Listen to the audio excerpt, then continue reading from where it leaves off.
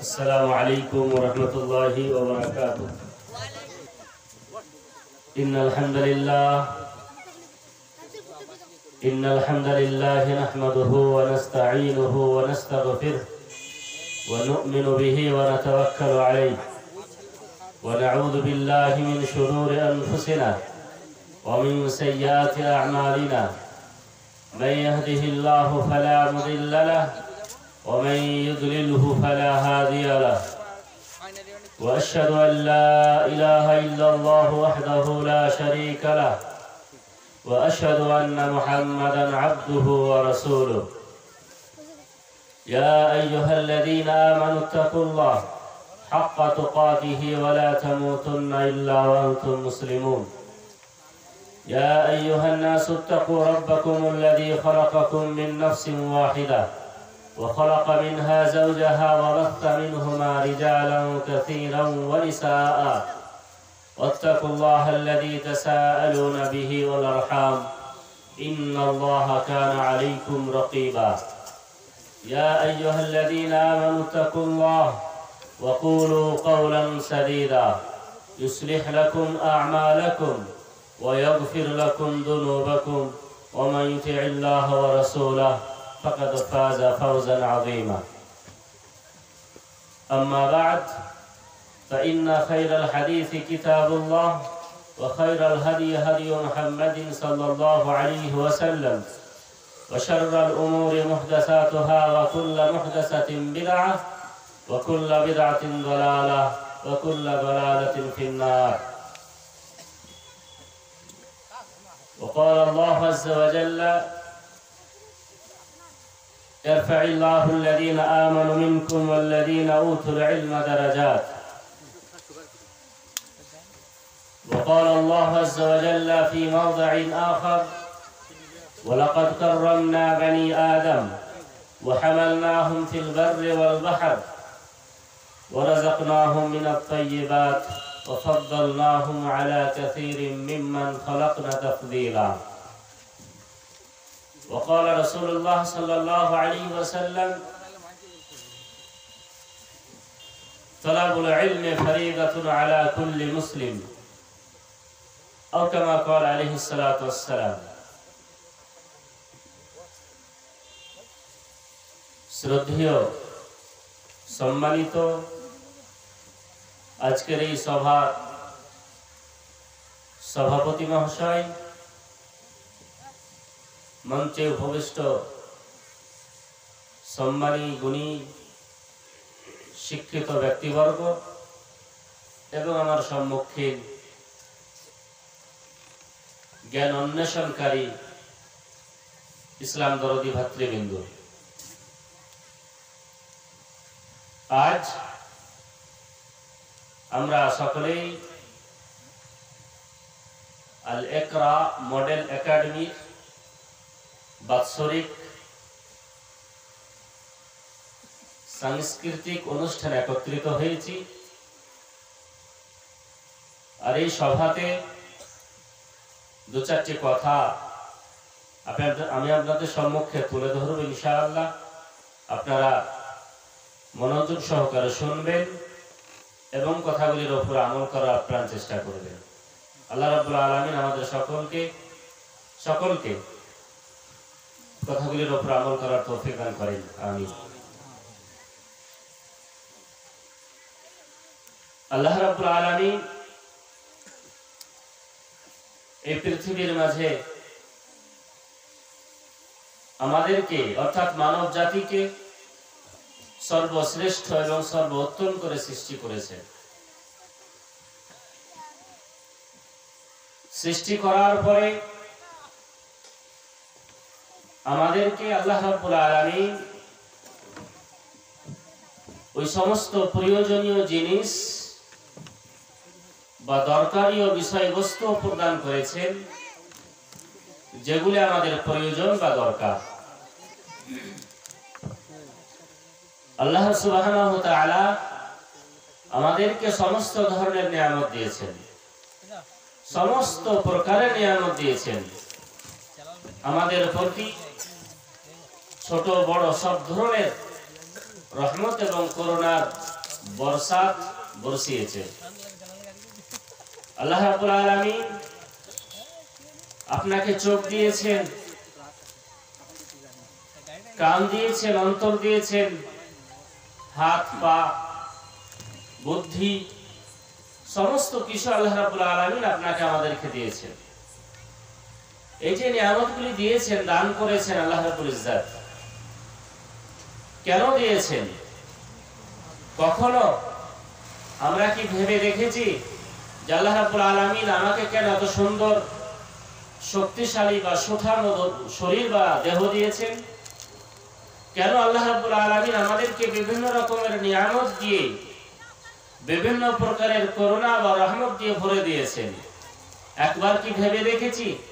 আর যদি ভেবেই থাকি তাহলে আমরা কেন আল্লাহ সুবহানাহু ওয়া তাআলার জন্য, কেন আল্লাহ রাব্বুল ইজ্জতের জন্য আমরা নিজেকে উৎসর্গ করে দিই না? নিজের জীবনটাকে পুরোপুরি আল্লাহর রাহে বা আল্লাহর পথে কেন অর্পণ করে দিই না? আল্লাহ রাব্বুল আলামিন আমাদেরকে ভাবতে বলেছেন এবং কেন দিয়েছেন তার উত্তর আল্লাহ স্বয়ং দিয়েছেন, ওমা খালাকতুল জিন্না ওয়াল ইনসা ইল্লা লিয়াবুদুন। আমি মানুষদেরকে সৃষ্টি করেছি শুধুমাত্র আমারই ইবাদত বন্দেগী করার জন্য। এই যে চোখ দিয়েছেন আল্লাহ, কান দিয়েছেন আল্লাহ, মুখ দিয়েছেন আল্লাহ, মুখে কথা দিয়েছেন আল্লাহ, অন্তর দিয়েছেন আল্লাহ, হাত পা সমস্ত কিছু দিয়েছেন শুধুমাত্র এক আল্লাহ রাব্বুল আলামিনের ইবাদত বন্দেগী করার জন্য। আল্লাহর ইবাদত করতে হবে, নিয়ামতগুলির শুকরিয়া আদায় আমাদেরকে করতে হবে। তো শুকরিয়া আদায় কিভাবে করবেন? শুধু মুখে বলবেন আল্লাহ তোমার লাখ লাখ শুকরিয়া যে তুমি আমাকে চোখ দিয়েছো, কান দিয়েছো, মুখ দিয়েছো? জি না, আমাদেরকে কর্মে করে দেখাতে হবে, ইবাদত করতে হবে, তাওহীদের প্রতি অটল থাকতে হবে, নিজের আকীদাকে, নিজের ঈমানকে, নিজের অন্তরের তাকওয়াকে, নিজের সমস্ত কিছুকে আল্লাহ রাব্বুল আলামিনের জন্যই সঁপে দিতে হবে। আপনি নিজেকে যে মুসলিম বলছেন, মুসলিম কথার অর্থটা কি? মুসলিম কথার অর্থটা কি? মুসলিম বলা হয় সেই ব্যক্তিকে যে ব্যক্তি নিজের সব কিছু আল্লাহ রাব্বুল আলামিনের কাছে, আল্লাহ রাব্বুল আলামিনের নিকটে মাথা নত করে দেয় বা উৎসর্গ করে দেয়। আল্লাহ আপনাকে মাল দিয়েছেন, ও মাল আপনি আল্লাহর সম্মুখে, আল্লাহর সন্নিকটে উৎসর্গ করে দিলেন। এ মাল আল্লাহ যেভাবে আমাকে খরচ করতে বলবেন আমি সেভাবে খরচ করব। আল্লাহ আমাকে সুস্থ শরীর দিয়েছেন, শরীরের মধ্যে সমস্ত ধরনের নিয়ামতগুলি দিয়েছেন। এই নিয়ামতগুলি সেইভাবেই আমি ব্যবহার করব যেভাবে আল্লাহ রাব্বুল আলামিন আমাদেরকে ব্যবহার করতে বলেছেন।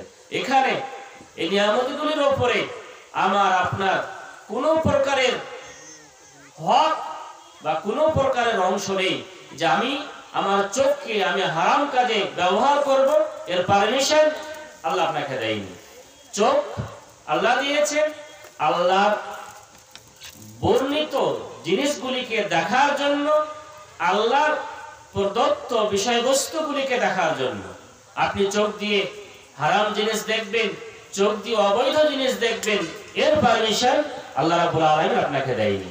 কান দিয়েছেন আল্লাহ রাব্বুল আলামিন, এই কান দিয়ে আপনাকে ওই কথাই শুনতে হবে যে কথা আল্লাহ রাব্বুল আলামিন আপনাকে আমাকে শুনতে বলেছেন। এক কথায় যা কিছু আল্লাহ রাব্বুল আলামিন আমাদেরকে দিয়েছেন, এই সমস্ত জিনিসগুলি আল্লাহ যেভাবে ব্যবহার করতে বলেছেন, খরচ করতে বলেছেন, সেইভাবেই আমাদেরকে ব্যবহার করতে হবে।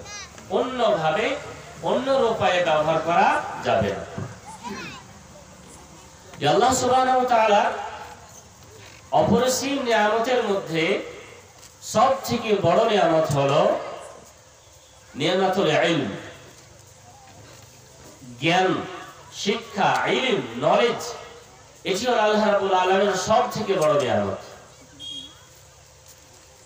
আল্লাহ রাব্বুল আলামিন আপনাকে জ্ঞান দিয়েছেন, শিক্ষা দিয়েছেন, বিদ্যা দিয়েছেন, বুদ্ধি দিয়েছেন।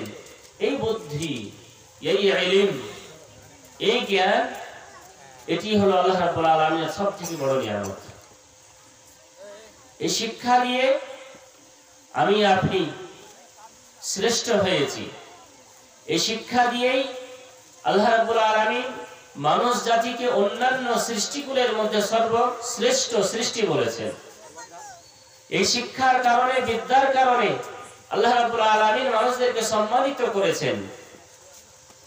আল্লাহ রাব্বুল আলামিন পবিত্র কোরআনের মধ্যে বলেন, ওয়ালাকাদ কাররামনা বানি আদম, আমি আদম সন্তানদেরকে, মানুষদেরকে অত্যন্ত সম্মানিত করেছি, রেসপেক্টফুল বানিয়েছি মানুষকে, পৃথিবীতে মর্যাদা দিয়েছি। ওয়া হামালনাহুম ফিল বাররি ওয়াল বাহর, তার সঙ্গে সঙ্গে কি করেছি? জলে এবং স্থলে তাদের দাপট দিয়েছি।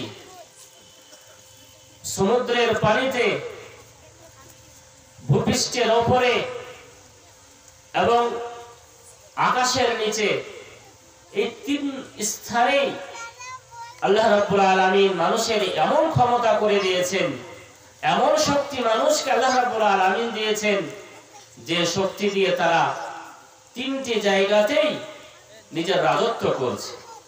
সমুদ্রের মাঝে বড় বড় শিপ ব্যবহার করে তারা অনেক উন্নতি করছে। সমুদ্রের গভীরে আমরা মতি, মুক্তা ইত্যাদিকে অন্বেষণ করে নিয়ে সেগুলি থেকে আমরা বিভিন্ন রূপে উপকৃত হচ্ছি। আকাশে আমরা দ্রুত গতির রকেট আর ফ্লাইট উড়িয়ে নিজে উপকৃত হচ্ছি, বা সেখানে আমরা দাপট বসিয়ে রেখেছি। সমস্ত স্থানে আল্লাহ রাব্বুল আলামিন আমাদেরকে দাপটই বানিয়ে দিয়েছে। তৃতীয় নম্বর কি? ওয়ারাযাকনাহুম মিনাত তাইয়্যিবাত, এবং মানুষকে আমি পবিত্র রুজি দিয়েছি। এই যে রুজি, রিজিক, শুধু কি টাকা পয়সা, ধন দৌলত, শুধু কি জমি সম্পত্তি, শুধু কি যে খাবার আহার আমরা খাই বা ভক্ষণ করে সেটাই কি রুজি? জি না। এই রুজির মধ্যে সমস্ত কিছু শামিল আছে। এই রিজকের মধ্যে আপনার বুদ্ধি, আপনার জ্ঞান, আপনার ইলম, আপনার অর্থ, আপনার টাকা পয়সা, জমি সম্পত্তি, সব কিছু রিজকের মধ্যে রয়েছে।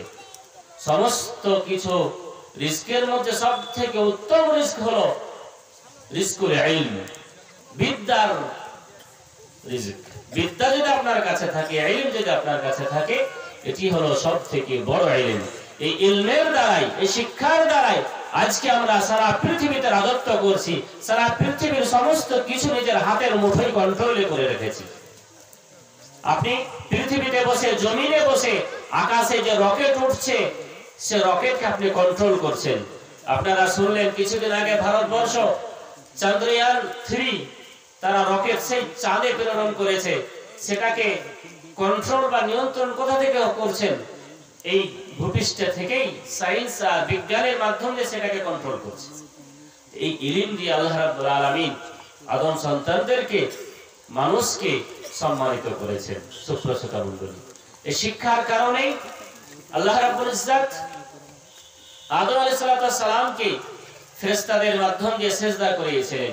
পবিত্র কোরআনে তার কথা, তার বর্ণনা বলে দেওয়া হয়েছে। আল্লাহ রাব্বুল আলামিন পবিত্র কোরআনের মধ্যে বলেন, যখন আল্লাহ রাব্বুল আলামিন আদম আলাইহিস সালামকে সমস্ত কিছুর নামগুলিকে শিখিয়ে দিলেন, শিখিয়ে দেওয়ার পরে ফেরেশতাদেরকে ডাকলেন।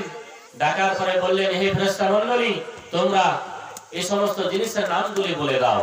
ফেরেশতারা বললেন যে আল্লাহ রাব্বুল আলামিন, আমরা সেইগুলিরই নাম জানি, সেইগুলি বলতে পারবো যেগুলি আপনি আমাদেরকে শিখিয়েছেন, আর যেগুলি আপনি আমাকে শেখাননি সেগুলি আমরা বলতে পারবো না।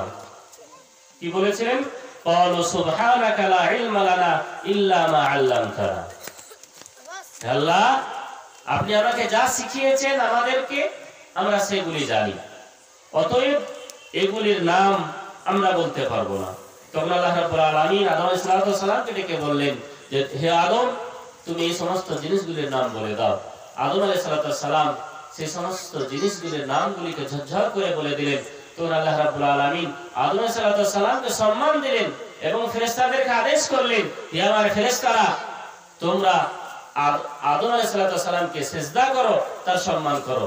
ওয়াইদ কুলনা লিল মালাইকা, যখন আল্লাহ রাব্বুল আলামিন ফেরেশতাদেরকে সম্বোধন করে বললেন উসজুদু লিআদম, তোমরা আদমকে সিজদা করো। ফাসাজাদু, সকলেই সিজদা করেছিলেন। তো এখানে আল্লাহ রাব্বুল আলামিন আদম আলাইহিস সালামকে সম্মান করলেন কেন? সম্মানিত করলেন কেন? শিক্ষার কারণে, ইলমের কারণে, জ্ঞানের কারণে, বিদ্যার কারণে। বর্তমান যুগে আপনি যদি নিজের সমাজে তাকিয়ে দেখেন, তো সমাজের মধ্যে আপনি আমি সেই ব্যক্তিকে সম্মান করি যার মাঝে শিক্ষা থাকে। আপনার সমাজে যদি একজন মাস্টার থাকে, একজন ডাক্তার থাকে, একজন ইঞ্জিনিয়ার থাকে, একজন বৈজ্ঞানিক থাকে, আপনি তাকে খুব সুন্দর মার্জিত ভাষায় কথা বলেন, তাকে সম্মান দিয়ে কথা বলেন। কেন দেন? আপনি চাষবাস করেন, একজন চাষি, কৃষক, আপনি নিজে ওই মাস্টারটিকে সম্মান করেন। আপনাকে কি কেউ কি সম্মান করে যে মতো সম্মান একজন মাস্টারকে, একজন ডাক্তারকে করা হয়? করা হয়। আপনি তাকে কেন সম্মান করছেন? শিক্ষার কারণে, বিদ্যার কারণে। তাহলে পৃথিবীতেও এই বিদ্যার সম্মান এসেছে।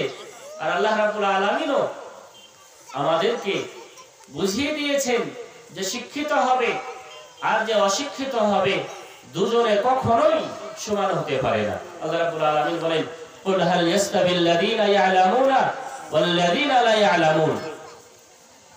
হে নবী, আপনি মানুষদেরকে বলে দিন যে একজন জ্ঞানী ব্যক্তি আর একজন অজ্ঞানী বা মূর্খ ব্যক্তি কখনো কি সমান হতে পারে? কখনোই তারা সমান হতে পারে না। যেমন রাত আর দিন সমান হয় না, রাত আলাদা, দিন আলাদা। যেমন একজন অন্ধ ব্যক্তি আর একজন দৃষ্টিবান ব্যক্তি কখনোই সমান হতে পারে না, ঠিক সেই মতো একজন মূর্খ ব্যক্তি আর একজন শিক্ষিত ব্যক্তি কখনোই সমান হতে পারে না। সুপ্রসদা মণ্ডলী, এই পৃথিবীর মাঝে যে শিক্ষাগুলি আমি শুধু পৃথিবীর জন্যই শিখি, সেগুলিরও যথেষ্ট গুরুত্ব এসেছে। আপনি যে বাংলা, ইংরেজি শিখবেন, সায়েন্স শিখবেন, এগুলিরও গুরুত্ব এসেছে। আপনি যদি ড্রাইভার হন, গাড়ির চালক হন, আপনি যদি ড্রাইভিং না শিখেন, গাড়ি চালাতে যদি না শিখেন, আপনি অ্যাক্সিডেন্ট করবেন। আপনি একজন ব্যক্তি, মানুষ, আপনি যদি না শিখেন, সে পার্থিব জীবনের শিক্ষা হোক আর ধর্মীয় শিক্ষা হোক, যে কোনো শিক্ষাই হোক না কেন, আপনি যদি না শিখেন আপনি বিপদে পড়বেন। কেমন বিপদ? আপনারা এনআরসিতে দেখলেন কিভাবে আমরা নামকে সংশোধন করার জন্য ছুটে বেড়ালাম। কেন আমাদের নামে ভুল ছিল? যে আমরা মূর্খ ছিলাম। ওই কম্পিউটারের দোকানে গিয়ে বা অফিসারেরা জন্ম সার্টিফিকেট যেভাবে করে দিয়েছে, ঠিক করলো না ভুল করলো, তখন আমরা দেখে বুঝতে পারিনি যে হ্যাঁ কি লিখেছে, ভুল লিখে দিয়েছে, আপনি নিয়ে চলে এসেছেন, বিপদে পড়লেন। এই মতো সমস্ত ক্ষেত্রে, সমস্ত জায়গায় আপনি বিপদে পড়বেন যদি শিক্ষা অর্জন না করেন। আপনি গাড়ি চালাতে যাচ্ছেন, 5 লাখ 10 লাখ দিয়ে গাড়ি কিনলেন, চালাতে জানেন না, চালাতে যাবেন, আপনি অ্যাক্সিডেন্ট করবেন। অ্যাক্সিডেন্ট করবেন, তাহলে আপনার ক্ষতি হলো কি হলো না? তাহলে আমরা যারাই পৃথিবীতে বসবাস করব, আমাদেরকে শিখতেই হবে। সমস্ত ফিল্ডে, সমস্ত ময়দানে আমাদেরকে শিখতেই হবে। আর ইসলাম যথেষ্ট গুরুত্ব দিয়েছে শিক্ষার উপরে। ইসলাম যথেষ্ট গুরুত্ব দিয়েছে আমাদেরকে শিক্ষা অর্জন করার জন্য। সেজন্য আমাদেরকে শিখতে হবে। আল্লাহ রাব্বুল আলামিন আদম আলাইহিস সালাম বা মানব জাতিকে সৃষ্টি করার পেছনে বা সৃষ্টি করার পরে বললেন যে আল্লাহু আখরাজাকুম মিন বুতুনি উম্মাহাতিকুম লা তা'লামুনা শাইআ ওয়া জাআলা লাকুমুস সামআ ওয়াল আবসারা ওয়াল আফইদা লাআল্লাকুম তাশকুরুন। আল্লাহ রাব্বুল আলামিন কোন ব্যক্তিকে মায়ের গর্ভে থেকে শিক্ষিত করে পাঠাননি। বলতে পারবেন কোন ব্যক্তি যে মাস্টার হয়েছে, যে বড় বৈজ্ঞানিক হয়েছে, যে বড় সায়েন্টিস্ট হয়েছে, কেউ ডাক্তার হয়েছে আপনাদের, সে কি মায়ের গর্ভ থেকে শিক্ষিত ছিল? সে কি মায়ের পেট থেকে শিক্ষিত হয়ে এসেছে? জি না। আপনি আবুল কালাম আজাদের কথা শুনেছেন, আব্দুল কালাম আজাদের কথা শুনেছেন, এরা কি মায়ের পেট থেকে শিক্ষা অর্জন করে এসেছিল? জি না, ওরা পৃথিবীতেই শিখেছিল। সেই কথা আল্লাহ রাব্বুল আলামিন বলেন যে আল্লাহ রাব্বুল আলামিন তোমাদেরকে নিজ মায়ের গর্ভ থেকে বের করেছেন, সৃষ্টি করেছেন কি অবস্থায়? লা তা'লামুনা শাইআ। তোমরা গর্ভ নেওয়ার সময়, মায়ের পেট থেকে পৃথিবীর বুকে ভূমিষ্ঠ হওয়ার সময় কোনো কিছু জানতে না, কোনো কিছু জানতে না। ভূমিষ্ঠ হওয়ার পরে জাআলা লাকুমুস সামআ ওয়াল আবসারা ওয়াল আফইদা, আল্লাহ রাব্বুল আলামিন আমাদেরকে কান দিলেন, চক্ষু দিলেন, অন্তর দিলেন। এগুলি দিয়ে আমরা দেখলাম, শিখলাম, বুঝলাম, তারপরে আমি জ্ঞানী হলাম। এগুলি পাওয়ার পরে আমাদের উচিত হবে এক আল্লাহ রাব্বুল আলামিনের শুকরিয়া আদায় করা। ইসলাম এতই গুরুত্ব দিয়েছে শিক্ষা অর্জনের ব্যাপারে যে আল্লাহ রাব্বুল আলামিনের নবী মুহাম্মদ সাল্লাল্লাহু আলাইহি ওয়াসাল্লামকে যখন আল্লাহ রাব্বুল আলামিন সর্বপ্রথম রাসূল করে এই পৃথিবীর বুকে প্রেরণ করলেন, নবী মুহাম্মদ সাল্লাল্লাহু আলাইহি ওয়াসাল্লাম যখন প্রথম রিসালাতের ওহী শুনলেন, রিসালাত পাওয়ার পরে যে আদেশটি প্রথম আল্লাহ রাব্বুল আলামিন করেছিলেন সেটি ছিল শিক্ষার ব্যাপারে। আপনি প্রাককালের কথা শুনেছেন, ইতিহাস জানেন যে প্রিয় নবী সাল্লাল্লাহু আলাইহি ওয়াসাল্লামের সেই সময়তে আরব দেশে সমস্ত প্রকারের কুসংস্কার, সমস্ত প্রকারের অশ্লীলতা, অন্যায়, অবিচার, একে অপরকে হত্যা করা, চুরি, রাহাজানি, ডাকাতি, ব্যভিচার, সমস্ত কিছু তাদের মধ্যে ছিল। সেই অন্ধকার বা সেই কুসংস্কারের সমাজে সর্বপ্রথম যেটি আদেশ আল্লাহ রাব্বুল আলামিন মুহাম্মদ সাল্লাল্লাহু আলাইহি সাল্লামকে করলেন নবী বা রাসূল হওয়ার পরে, সেটি ছিল ইকরা বিসমি রাব্বিকাল্লাযী খালাক। হে নবী, আপনি পাঠ করুন, পড়ুন আপনার প্রতিপালকের নামে, যে প্রতিপালক আপনাকে সৃষ্টি করেছে। সুপ্রসদা মণ্ডলী, সে সময় আল্লাহ রাব্বুল আলামিন ব্যভিচার বারণ করেননি, চুরি করা বারণ করেননি, নামাজ পড়তেও বলেননি, বললেন কি তোমরা শিখো, জ্ঞান অর্জন করো। তাহলে কতটা গুরুত্ব এই শিক্ষা অর্জন করা। আজ আমরা এমন অলস হয়েছি, এমন শিক্ষা থেকে দূরে সরে গেছি যে আমরা শিক্ষা অর্জন করার চেষ্টাই করি না, আর নিজের ছেলে মেয়েদেরকেও শিক্ষা দেওয়ার ব্যবস্থাও করে দিতে চাই না। সুপ্রসদা মণ্ডলী, আপনি যদি শিক্ষা অর্জন করতে পারেন তাহলে অবশ্যই অবশ্যই অবশ্যই সাকসেস হবেন। আপনি আপনার ছেলে মেয়েদেরকে সঠিক পথে পাবেন বা সঠিক দিক তাদেরকে দিতে পারবেন। সুপ্রসদা মণ্ডলী, শিখতে হবে আমাদের। সে আপনি যে শিক্ষায় শিখেন না কেন, যে শিক্ষা আপনার শুধু পৃথিবীতে লাগবে সে শিক্ষাও শিখতে হবে, তারও প্রয়োজন আছে, তারও দরকার আছে। হ্যাঁ, পৃথিবীর শিক্ষা শেখার সঙ্গে সঙ্গে আমরা যদি দিনের শিক্ষা শিখি, দিনে ইসলামের শিক্ষায় শিক্ষিত হতে পারি, তাহলে আমাদের লাভ বা উপকার ডবল হয়ে যাবে। সুপ্রসদা মণ্ডলী, দিনী শিক্ষা যদি আমি শিখি পার্থিব শিক্ষার সঙ্গে সঙ্গে, তাহলে যে পার্থিব শিক্ষাটা শিখলাম সেটিও দিনী শিক্ষা হয়ে যাবে। সাপোজ আপনি ডাক্তার হতে চাইছেন, ডাক্তার কেন হতে চাইছেন? যে ডাক্তার হয়ে আমি মানুষের সেবা যত্ন করব, গরিব দুঃখিনী দরিদ্র মানুষদের ফ্রিতে ট্রিটমেন্ট করব, তাদের খেদমত করব। কারণ আল্লাহ বলেছেন যদি আমি মানুষের খেদমত করি, অসহায়ের পাশে দাঁড়াই, তাহলে আল্লাহ নেকি দিবেন। এক্ষেত্রে যে ডাক্তারি শিক্ষা অর্জন করা, ডাক্তারি হওয়া, এটিও ধর্মীয় শিক্ষা। সুপ্রসদা মণ্ডলী, যে শিক্ষা ধর্মের কাজে উপকার করবে সেই শিক্ষাটিও ধর্মীয় শিক্ষা বা সে শিক্ষাটিও আপনার ইসলামিক শিক্ষা। সুপ্রসদা মণ্ডলী, এবারে আমি আপনাদের সম্মুখে ধর্মীয় শিক্ষার ব্যাপারে কিছু কথা তুলে ধরি।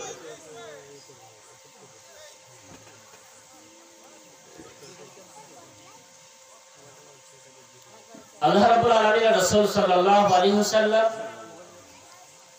শিক্ষা অর্জন করা ফরজ করেছেন। আল্লাহ রাসূল সাল্লাল্লাহু আলাইহি ওয়াসাল্লাম সেই হাদিসের মধ্যে বলেন, তালাবুল ইলমি ফরিদাতুন আলা কুল্লি মুসলিম, প্রত্যেকটি মুসলিমের উপরে শিক্ষা অর্জন করা জরুরি, বাধ্যতামূলক বা ফরজ বলতে পারে। কোন শিক্ষা অর্জন করা ফরজ, কোন শিক্ষা অর্জন করা জরুরি? ধর্মীয় শিক্ষা, হাদিস কোরআনের শিক্ষা, মাসলা মাসাইলের জ্ঞান, নামাজ পড়বেন, সালাত আদায় করবেন, কিভাবে সালাত আদায় করবেন সে শিক্ষা অর্জন করা ফরজ। আপনি সিয়াম রাখবেন, রোজা রাখবেন, কিভাবে রোজা রাখবেন, কোন পদ্ধতিতে রোজা রাখবেন, কিভাবে কোন নিয়মে কিভাবে আল্লাহ রাসূল সাল্লাল্লাহু আলাইহি ওয়াসাল্লাম সিয়াম পালন করেছেন সে শিক্ষা অর্জন করা অপরিহার্য। আপনি যাকাত দেবেন, ইসলামের একটা স্তম্ভ রুকুন, সে যাকাতকে কিভাবে দেবেন, কখন দিবেন, কোন মালে দিবেন সেই শিক্ষা অর্জন করা, সেই পদ্ধতি জ্ঞান অন্বেষণ করা এটি ফরজ। আপনি হজ করবেন, কখন হজ ফরজ হবে, কিভাবে হজ করতে হবে সে শিক্ষা অর্জন করা ফরজ। আপনি কুরবানি করবেন, কখন কুরবানি দিতে হবে, কিভাবে দিতে হবে, তার কি শর্ত আছে সেগুলি শিক্ষা অর্জন করা ফরজ। আপনি বিবাহ করবেন, বিবাহ করার পরে স্ত্রীর কি হক আছে, স্ত্রীকে কিভাবে সন্তুষ্ট করতে হবে, ছেলের কি হক আছে, ছেলের কি দায়িত্ব বাবার উপরে আছে, এই জ্ঞানগুলি এই সম্বন্ধে জ্ঞান অর্জন করাগুলি ফরজ। সুপ্রসিতা মণ্ডলী, যে বা যতটুকু শিক্ষা আপনার প্রয়োজন চলার ক্ষেত্রে সেই শিক্ষাটুকু অর্জন করা সকলের উপরে অপরিহার্য। সকলের, যে নামাজ পড়েন, যে রোজা রাখেন, তার উপরে রোজা রাখার নিয়ম পদ্ধতি জানা, নামাজ পড়ার পদ্ধতি জানা ফরজ। আর ফরজ কাকে বলে? ফরজ বলা হয় বা ওয়াজিব বলা হয় কাকে?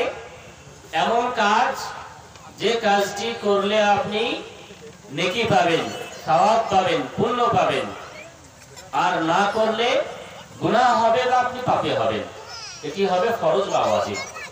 আপনি নামাজ পড়বেন, নামাজ যদি পড়েন নেকির অধিকারী হবেন, সওয়াব পাবেন, আর যদি না পড়েন তাহলে আপনি গুনাহগার হবেন, আপনার পাপ হবে। এটি হলো ওয়াজিব। ঠিক সেই মতো আপনি যদি এই জ্ঞান অর্জন না করেন, যতটুকু দরকার ততটুকু যদি জ্ঞান অর্জন না করেন তাহলে আপনিও পাপী হবেন, আপনি পাপ করবেন। সুপ্রসিতা মণ্ডলী, তবে আলেম কি সবাইকে হতে হবে? সবাই কি হাফিজ সাহেব হবেন? সবাই কি আলেম হবেন? জি না।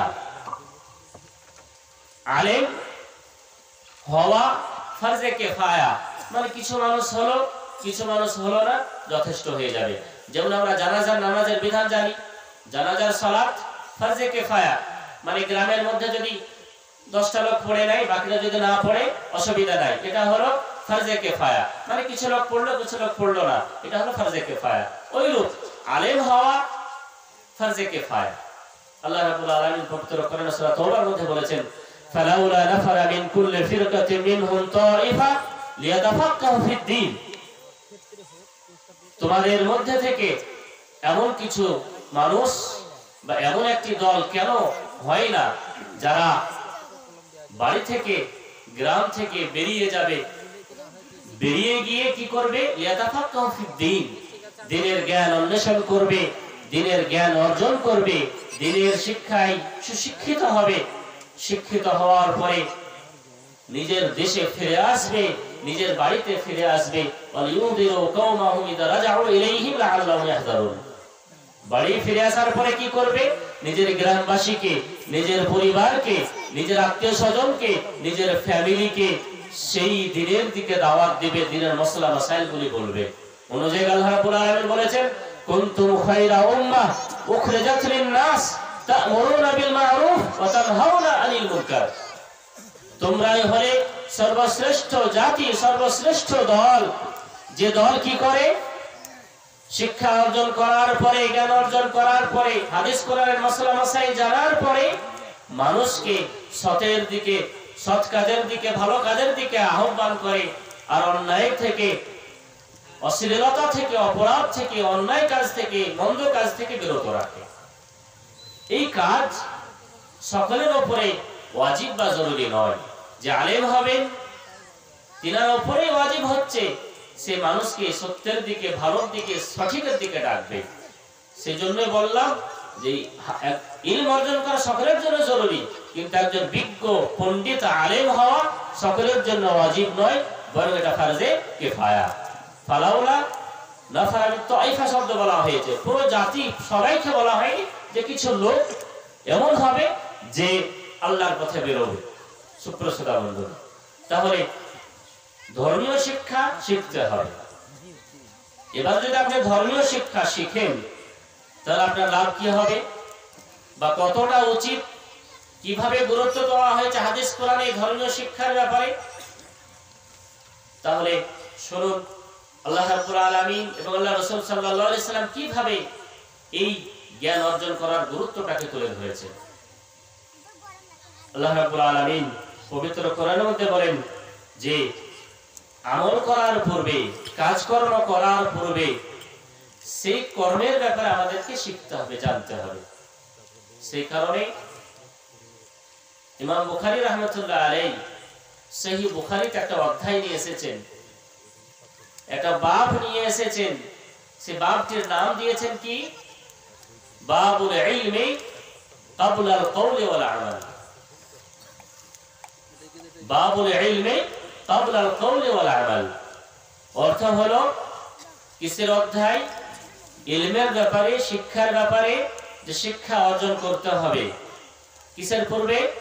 ক্বাবলা আল কওলি ওয়াল আমাল, কথা বলার পূর্বে এবং কাজ করার পূর্বে আমাকে শিখতে হবে। আপনি কিভাবে কথা বলবেন, কিভাবে জিকির করবেন, কিভাবে কোরআন তেলাওয়াত করবেন, কিভাবে মানুষকে ভালোর দিকে ডাকবেন, কিভাবে মানুষের উপকার করবেন, কিভাবে আপনি হাদিস বুঝবেন, সে ব্যাপারে আগে শিখতে হবে। আপনার শিখতে হবে, শেখার পরে আপনি বলবেন, না শিখে বলা যাবে না। ঠিক সেই মতো আগে আপনাকে শিখতে হবে, তারপরে আমল করতে হবে। তারপরে আল্লাহ রাব্বুল আলামিনের এই আয়াত ইমাম বুখারী রাহমাতুল্লাহ আলাইহি নিয়ে এসেছেন যে ফা'লাম আন্নাহু লা ইলাহা ইল্লাল্লাহ ওয়াস্তাগফির লিযামবিক। ফা'লাম, জেনে নাও, জানো, শিখো, বুঝে নাও কি? আন্নাহু লা ইলাহা ইল্লাল্লাহ, যে উনি হলেন এক আল্লাহ, তিনার কেউ শরীক নেই, তিনি একক, তিনি হলেন একমাত্র উপাস্য বা ইলাহ। এখানে আল্লাহ রাব্বুল আলামিন কতটা গুরুত্ব দিলেন যে আগে জানো, আগে শিখো যে আল্লাহ রাব্বুল আলামিন একক। সুপ্রসদা মণ্ডলী, অন্য জায়গায় এই শিক্ষা অর্জন করার মর্যাদাকে তুলে ধরতে গিয়ে কিভাবে আল্লাহ রাব্বুল আলামিন বললেন যে শাহিদাল্লাহু আন্নাহু লা ইলাহা ইল্লাহু ওয়াল মালায়েকা ওয়া উলুল ইলমি কায়িমান বিল কিসত লা ইলাহা ইল্লাহু হুয়াল আজিজুল হাকীম। এখানে আল্লাহ রাব্বুল আলামিন এই শিক্ষার যারা অধিকারী হয়, যারা শিখে, যাদের অন্তরে ধর্মীয় শিক্ষা আছে, তাদের সম্মান কতটা বাড়িয়ে দিলেন। বললেন যে সাক্ষ্য দিচ্ছেন আল্লাহ রাব্বুল আলামিন স্বয়ং। আল্লাহ রাব্বুল আলামিন স্বয়ং সাক্ষ্য দিচ্ছেন যে আল্লাহ ব্যতীত অন্য কোন হাকিকি বা প্রকৃতপক্ষে মাবুদ নেই, ইলাহ নেই, রব নেই। আল্লাহ স্বয়ং সাক্ষ্য দিচ্ছেন। তারপরে কে দিচ্ছেন? ওয়াল মালায়েকা, ফেরেশতা মণ্ডলীরাও এই কথাই বলছেন যে আল্লাহ ব্যতীত অন্য কোন প্রকৃতপক্ষে উপাস্য বা ইলাহ নেই। ওয়া উলুল ইলমি কায়িমান বিল কিসত, এবং যারা ইলম অর্জন করেছে, যারা জ্ঞান অন্বেষণ করেছে, যাদের অন্তরে শরীয়তের দ্বীনের জ্ঞান আছে, তারাও সাক্ষ্য দিচ্ছে কি? যে আল্লাহ এক, আল্লাহ অদ্বিতীয়, আল্লাহ ব্যতীত অন্য কোন ইলাহ বা উপাস্য নেই। তাহলে এখানে সম্মান কোথা থেকে আসলো? এখানে সম্মান এলো এইভাবে যে আল্লাহর নামের সঙ্গে সঙ্গে এই জ্ঞানী লোকদের নাম তুলে ধরা হয়েছে।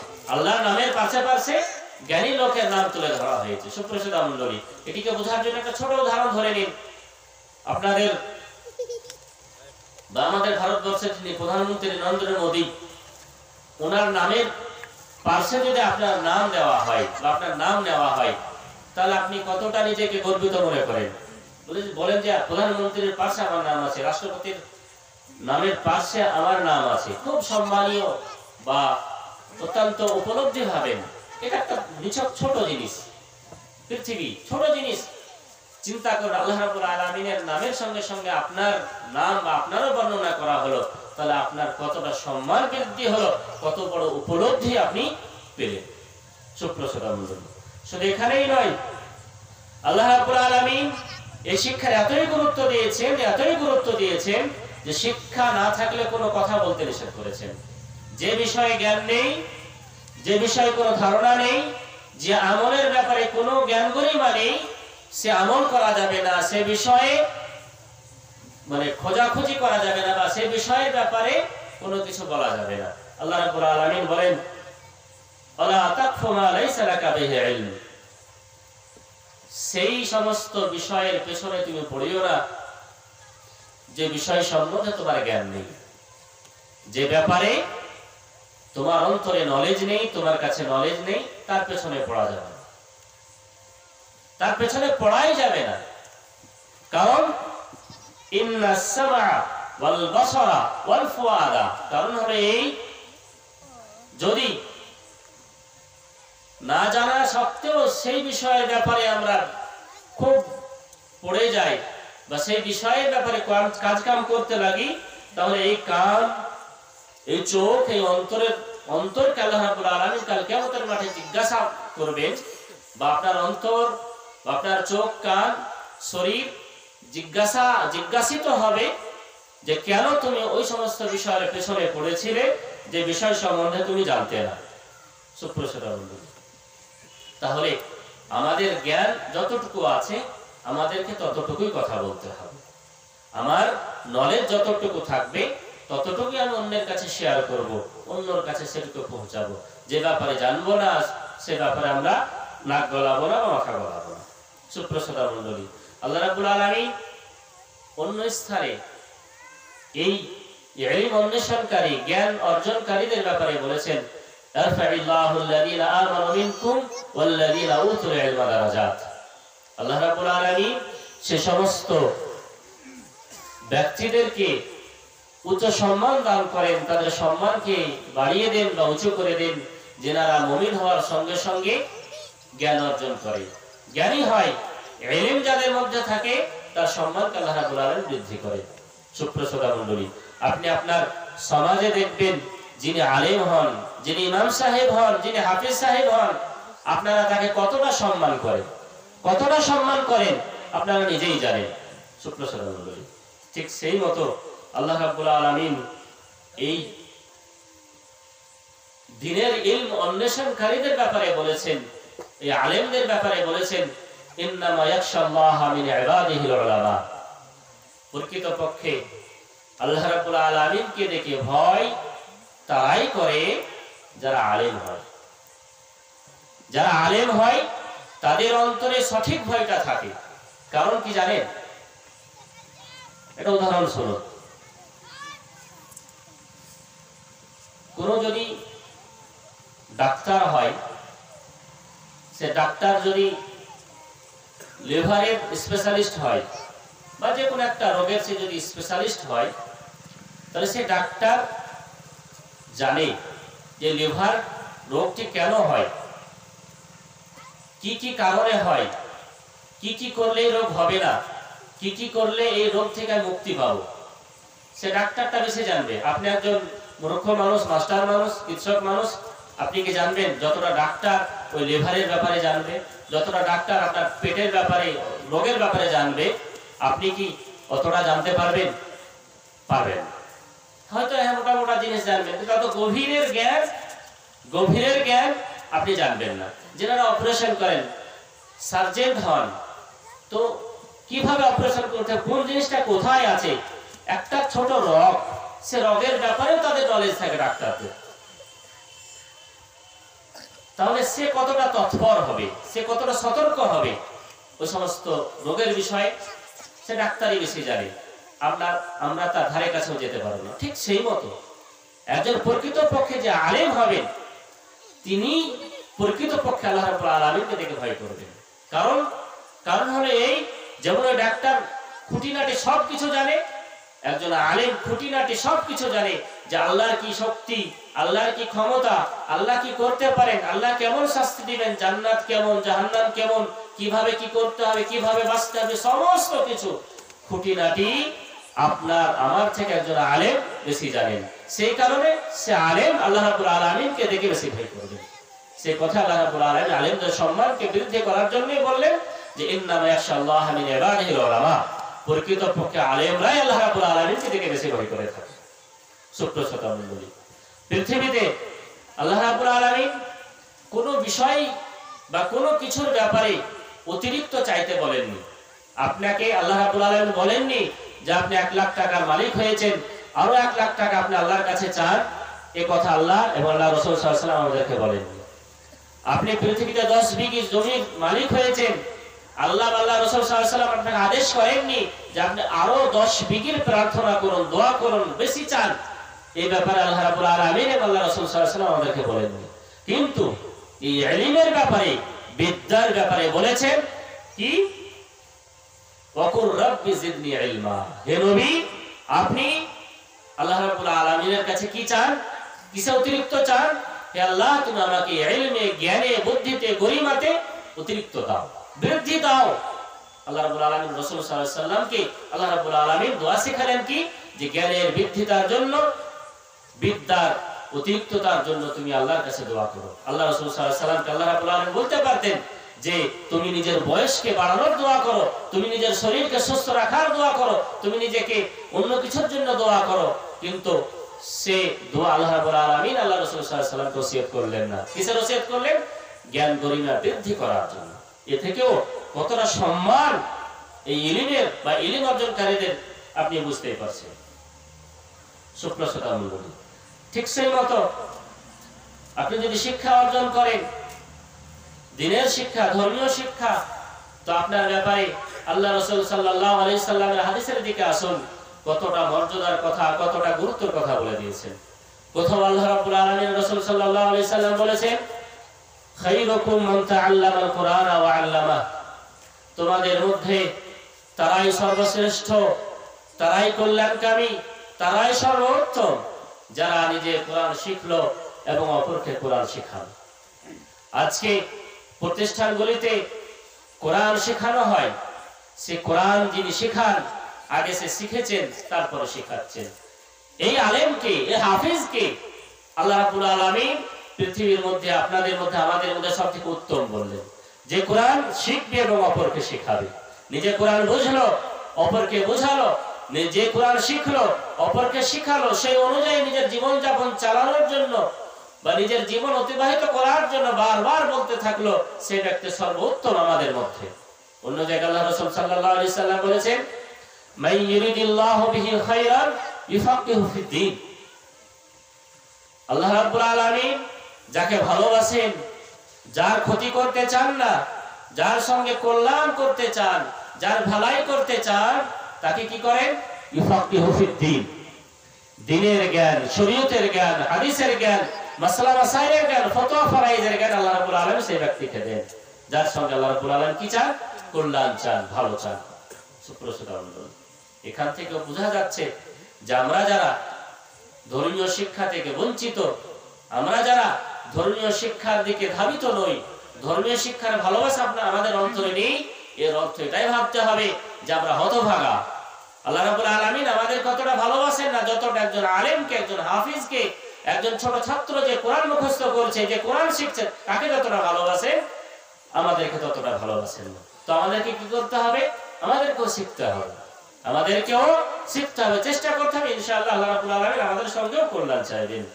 সুপ্রসতা মণ্ডলী, আরো হাদিস এসেছে আল্লাহ রাসূল সাল্লাল্লাহু আলাইহি সাল্লামের, বড় হাদিস। হাদিসের মধ্যে আল্লাহ রাসূল সাল্লাল্লাহু আলাইহি সাল্লাম বললেন যে মান সালাকা তারিকান ইলতামিসু ফীহি ইলমান সাহালাল্লাহু বিহি তারিকান ইলাল জান্নাহ। এর অর্থ কি? ব্যাখ্যা কি? এর ব্যাখ্যা হলো এই, আল্লাহ রাব্বুল আলামিন সেই সমস্ত ব্যক্তিদের সম্বন্ধে বলছেন যারা শিক্ষা অর্জন করার জন্য, হাদিস কোরআনকে শেখার জন্য নিজের বাড়ি থেকে বের হয়ে গেল, প্রতিষ্ঠানের দিকে হোক বা মসজিদের দিকে হোক, যেখানে শিক্ষা দেওয়া হয় সেই রাস্তার দিকে বেরিয়ে পড়লো, সে কাছে হোক আর দূরে হোক। আপনার বাড়ির পাশে যদি মাদ্রাসা হয়, বাড়ির পাশে যদি মসজিদ হয়, আর সেখানে যদি শিক্ষার ব্যবস্থা থাকে, সেই বাড়ি থেকে বের হলেন আপনি। এর অর্থ হলো এই যে মান সালাকা তারিকান ইলতামিসু ফীহি ইলমান সাহালাল্লাহু লাহু বিহি তারিকান ইলাল জান্নাহ।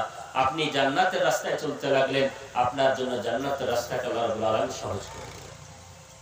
আপনি যদি একটি আয়াতও শিখতে যান, একটি হাদিসও শিখতে যান, একটি ফতোয়াও যদি জিজ্ঞাসা করতে যান, এর অর্থ হলো এই যে আপনি জান্নাতের পথে যাচ্ছেন, আপনার জন্য জান্নাতের পথকে আল্লাহ রাব্বুল আলামিন সহজ করে দিবেন, আসান করে দিবেন। তাহলে আমরা কেন এই ধর্মীয় শিক্ষা থেকে পিছিয়ে থাকবো? কেন আমি আমার ছেলেদেরকে, আমার মেয়েদেরকে ধর্মীয় শিক্ষা থেকে দূরে সরিয়ে রাখবো? আমরা কি ভাবছি যে ধর্মীয় শিক্ষায় শিক্ষিত করলে, একজন আলেম যদি হয়ে যায়, একজন আলেমা যদি হয়ে যায় আমার মেয়ে বা আমার ছেলে, তাহলে কি সে রুজির অভাবে না খেয়ে মরে যাবে? তার সংসারে কি অভাব চলে আসবে? এটা আমাদের ভুল ধারণা। আপনি যদি ইতিহাস পড়ে দেখেন, যারা এই হাদিস কোরআনকে দূরে সরিয়ে দিয়েছে, যারা হাদিস কোরআনকে দূরে নিক্ষেপ করে দিয়েছে, তাদের সাময়িক হয়তো কিছু সুখ এসেছে, কিন্তু সার্বিক সুখ তার জীবনে নেই। আপনি একজন ব্যাংকে যিনি চাকরি করেন, যিনি হাদিস কোরআন থেকে নিরেট, হাদিস কোরআনের ধারে কাছে নেই, তার পরিবারের ভিতরে ঢুকে দেখুন সে কতটা শান্তিতে আছে, সে কতটা সুখে আছে। আপনি তার বাড়িতে, তার অন্তরে, তার মনে, তার শরীরে কোথাও সুখ বা শান্তি খুঁজে পাবেন। বাস্তব কথা এগুলো। আপনি একজন, গর্ব করে বলছেন, আপনি একজন আলিমের বাড়ি যাবেন, একজন হাফিজ সাহেবের বাড়ি যাবেন, একজন ধর্মীয় শিক্ষার সঙ্গে জড়িত ব্যক্তির বাড়ি যাবেন, বা একজন ধার্মিক ব্যক্তির বাড়িতে যাবেন, সেখানে গিয়ে দেখবেন যে তার বাড়িতে কতটা প্রশস্ততা আছে, তার বাড়িতে কতটা সুখ আছে। আপনি সেখানে গিয়ে একটা তৃপ্তি পাবেন। আপ্যায়নে বলেন, খাবার দাবারে বলেন, ব্যবহারে বলেন, কথাবার্তাতে বলেন, লেনদেনে বলেন, সমস্ত কিছুতে আপনি একদম কি বলে ওটাকে, মোহিত হয়ে যাবেন তার ব্যবহারে, তার কথা, সমস্ত কিছুতে। তাহলে এতে কি সুখ নেই? ইনারা কি, আলেম ওলামারা কি অভাবে মরে যাচ্ছেন? জি না। আজকের বর্তমানে আলেমরা, আমরা হাফিজ সাহেবেরা আপনাদের দাঁড়ে দাঁড়ে গিয়ে, মসজিদে গিয়ে এই 7,000, 8,000, 10,000 চাকরিগুলি কেন করেন? এরা যদি রাজমিস্ত্রির কাজ শিখতে লাগে, কয়েকদিন শিখতে লাগবে, 1 বছর সে মিস্ত্রি হয়ে যাবে, তার ইনকাম আপনি 15,000 থেকে 20,000 সে করতে পারবে আরাম। কেন করে না? কারণ হলো এই যে সে শিখেছে হাদিস কোরআনের কথা, সে জানে আমি যেটি শিখেছি সেটা অন্যকে পৌঁছাতে হবে। আমি যদি পৌঁছিয়ে দিতে পারি, আমার উপরে যে দায়িত্ব আল্লাহ রাব্বুল আলামিন অর্পণ করেছেন, যে আদেশ রাসূলুল্লাহ সাল্লাল্লাহু আলাইহি সাল্লাম করেছেন, সেটা আমি পালন করতে পারবো। আর যদি পালন করতে পারি, আমার ইহকালও ভালো হবে এবং পরকালও ভালো হবে। সুপ্রসিদ্ধ মণ্ডলী, সেজন্য কখনোই ভাববেন না, কখনোই মাথা রাখবেন না একজন আলেম সে ইংরেজি বলতে পারে না, একজন হাফেজ সে বিজ্ঞান জানে না, বা সে নিজের চলার মতো পৃথিবীতে বসবাস বা শিক্ষিত পরিবেশে গিয়ে সে আনফিট হয়ে যাবে। তারাও শিক্ষিত পরিবেশে গিয়ে অনেক দক্ষ বা দক্ষতাপূর্ণ কাজ করে। আপনি পশ্চিম বাংলা থেকে বের হয়ে দেখুন, বিভিন্ন ফ্যাকাল্টিতে গিয়ে দেখুন, যারা অনেক আলেম পাবেন, অনেক হাফিজ সাহেব পাবেন, যেনারা ডাক্তার হয়েছেন, যেনারা ইঞ্জিনিয়ার হয়েছেন, যেনারা নিচে হাফেজ হয়ে ভালোভাবে কোয়ালিফাই করেছে এবং ডাক্তারদের সুযোগ পেয়েছে, অনেক পাবেন আপনি। সেই জন্য কখনোই আমরা এই ধারণা করব না যে মাদ্রাসায় পড়ালেই আমার ছেলে রুজির অভাবে, আমার ছেলে একেবারে পৃথিবীর উন্নত যুগের সঙ্গে তাল মিলিয়ে চলতে পারবে না। এই ভুল ধারণাগুলো আমাদের অন্তর থেকে বের করে দিতে হবে। যাই হোক, আমি যেটা বলছিলাম সেটি হলো এই যে আমাদেরকে শিখতে হবে ধর্মীয় শিক্ষা, দ্বীনের শিক্ষা, হাদিস কোরআনের শিক্ষা, শিখে তার উপরে আমল করে পার্থিব জীবনের শিক্ষাও অর্জন করতে হবে। সুপ্রসিদ্ধ মণ্ডলী, আল্লাহ রাব্বুল আলামিন এই শিক্ষার এতটাই গুরুত্ব দিয়েছেন, যে কারণে বলেছেন যে আপনি যেটি শিখলেন, আমি যদি একটা হাদিস শিখি, আমি যদি একটা কোরআনের আয়াত শিখি, সে কোরআন শিখার পরে, হাদিস শিখার পরে তার উপর যদি আমল না করি, সেই মোতাবেক যদি কাজকর্ম না করি, সেটিও আমার জন্য বিপজ্জনক, ক্ষতি ডেকে নিয়ে আসবে। উদাহরণস্বরূপ শুনেন, আপনি সোনা ক্রয় করে নিয়ে এসছেন, সোনা, গোল্ড, সোনা কিনে নিয়ে আসার পরে সে সোনার যত্ন করা আপনার দায়িত্ব, সে সোনাটির যত্ন করা আপনার দায়িত্ব। আপনি যদি সোনাটির যত্ন না করেন, যেখানে সেখানে যদি রেখে দেন, সে সোনাকে আপনার বাড়িতে থাকবে, চোর চুরি করে নিয়ে পালিয়ে যাবে বা কেউ নিয়ে চলে যাবে। তাহলে আপনার ক্ষতি হলো কিনা? ক্ষতি হলো। নিয়ে এসেছেন কিনে, তার মানে তার যত্ন করতে হবে। ঠিক সেই মতো আপনি হাদিস কোরআনের জ্ঞান অর্জন করলেন, শিখলেন, জানলেন, বুঝলেন, তার যত্ন করতে হবে। যত্ন কি? তার উপরে আমল করতে হবে। যদি আমল না করেন তাহলে আপনি একজন ঘৃণিত ব্যক্তি, আপনি একজন পাপী ব্যক্তি, বা যেটা শিখেছেন তার উপরে আপনি আমল করবেন না। আল্লাহ রাব্বুল আলামিন পবিত্র কোরআনে বলেছেন, ইয়া আইয়ুহাল্লাযীনা আমানু লিমা তাকুলুনা মা লা তাফআলুন।